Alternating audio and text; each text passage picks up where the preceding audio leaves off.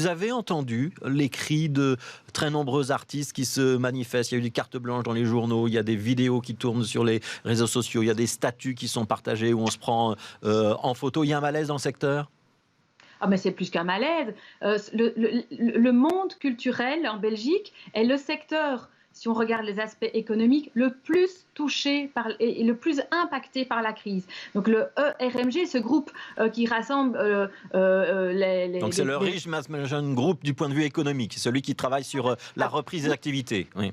C'est ce que j'essayais d'expliquer. Donc, c'est le groupe qui analyse la situation économique en Belgique, a identifié le secteur culturel comme étant le plus touché. Une perte de recettes dernièrement évaluée à 92% du chiffre d'affaires. Et donc, clairement, derrière ces chiffres, il y a des gens, il y a des artistes, il y a des techniciens, des créatrices, des créateurs. On doit pouvoir aujourd'hui soutenir ce secteur qui est fortement impacté. Alors on sait que les subventions ont été maintenues, y compris lorsqu'il y avait des annulations ou des reports de représentations théâtrales pour les festivals, c'est la même chose pour les concerts, etc. Est-ce que l'argent descend bien au niveau des artistes ou est-ce qu'il reste bloqué dans le fonctionnement de ces institutions culturelles ? Je sais que c'est une grande question qui se pose au niveau des artistes parce qu'il y a deux pans en Belgique. Il y a tout ce qui dépend du fédéral, c'est-à-dire tout ce qui touche au statut des artistes qui ne dépend pas de la fédération. Mais on a la même préoccupation en Fédération Wallonie-Bruxelles. Et donc on a décidé de mettre une balise forte. Si toutes les subventions sont maintenues, il faut que ces subventions aillent en priorité à la rémunération de tous ces prestataires, qu'ils soient artistes ou techniciens. Vous le vérifiez, c'est bien le cas ? Ça fait partie du processus, effectivement. Ouais. En ce qui concerne le chômage des artistes, parce que ça c'est un point important pour de nombreux artistes, il y a une décision, elle est maintenant formalisée, communiquée de la part des autorités fédérales, puisque ça dépend du chômage, c'est du fédéral. Ça fait des semaines que je me fais évidemment le porte-voix du secteur culturel au niveau fédéral. Hier encore, ma collègue Marie-Colline Leroy a interpellé la ministre Meul à la Chambre sur cette question.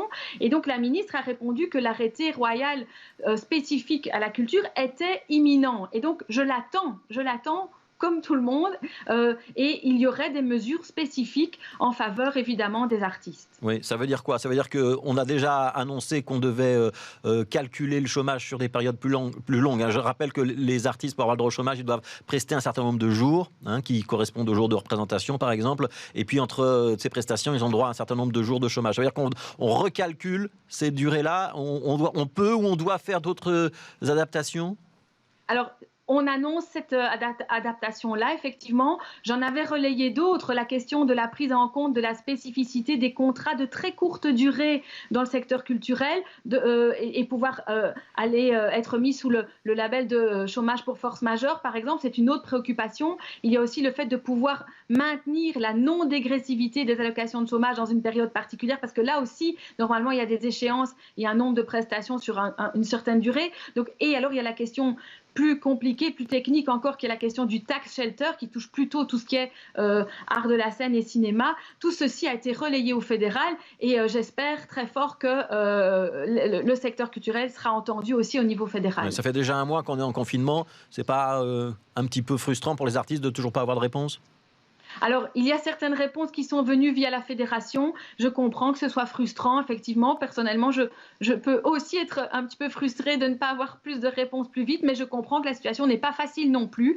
On a des règles extrêmement spécifiques dans notre pays sur plein de sujets. Donc, c'est normal qu'on prenne du temps pour y travailler correctement et donner la bonne réponse, à condition, évidemment, de pouvoir travailler en concertation avec les secteurs. C'est ce qu'on fait en fédération et c'est pour cette raison que toutes les mesures qu'on a prises, donc il y a le maintien des subventions, mais il y a aussi un fonds d'urgence spécifique pour le secteur culturel qui est mobilisable. On l'a fait uniquement en concertation des différentes fédérations, des syndicats. C'est comme ça qu'on construit le modèle en fédération. Il y a 600 millions à peu près dans le budget de la culture en fédération Wallonie-Bruxelles, si je ne me trompe pas sur le chiffre. Il va falloir réaffecter ces moyens en fonction de la gravité de la crise, parce que là, on a bien compris que le secteur culturel, il va probablement pas redémarrer dans les 15 jours. On va devoir au moins attendre jusqu'à l'automne. En fait, il y a deux questions, il y a deux séquences suivantes qui arrivent après celle du confinement. Il y a la séquence du déconfinement. Clairement, dans le secteur culturel, ça ira au moins jusqu'à la fin de l'été. Et puis, il y a la question du redéploiement. On sait que le secteur culturel va être impacté par cette crise pendant certainement 2 ans, certainement. Et donc aujourd'hui, on a commencé le travail. Donc on est en train de mettre sur pied des groupes de travail sectoriels, donc secteur par secteur, pour le déconfinement. Et en même temps, je suis en train de travailler sur une task force qui mélange alors tous les secteurs de la culture, mais aussi, donc non seulement des artistes, mais aussi par exemple des gens du monde universitaire, pour voir comment est-ce qu'on travaille ensemble à redéployer la culture dans notre société. Groupe de travail secteur par secteur, c'est-à-dire qu'il y a un groupe de travail qui se réunit virtuellement, j'imagine, sur le théâtre, un autre sur le cinéma, la production cinématographique, ça emploie beaucoup de personnes, notamment à Bruxelles, un autre sur la danse contemporaine, par exemple. C'est comme ça que vous êtes en train de travailler? Donc, on est en train de lancer des groupes de travail de cette manière-là, effectivement, par secteur, parce que ça permet aussi d'aller plus loin et d'affiner les choses plutôt que dans des groupes où tout le monde serait réuni, parce que les réalités, en fait, sont extrêmement différentes dans les différents secteurs. Si l'impact est valable, l'impact est important pour tous les secteurs, la façon de pouvoir réagir et de soutenir est différente. Et donc, ça m'apparaissait essentiel de travailler et dans la concertation, mais aussi de manière affinée. Par exemple, d'initiative, le secteur des bibliothèques s'est réuni hier pour voir comment est-ce qu'il allait imaginer le déconfinement dans les bibliothèques. Oui. On pourra avoir de l'argent pour le secteur de la culture ou les caisses de la Fédération Wallonie-Bruxelles sont déjà trop fortement mises à contribution? Alors, il ne faut pas mentir, clairement, si les projections sont celles du bureau du plan, la fédération va doubler son déficit sur l'année 2020.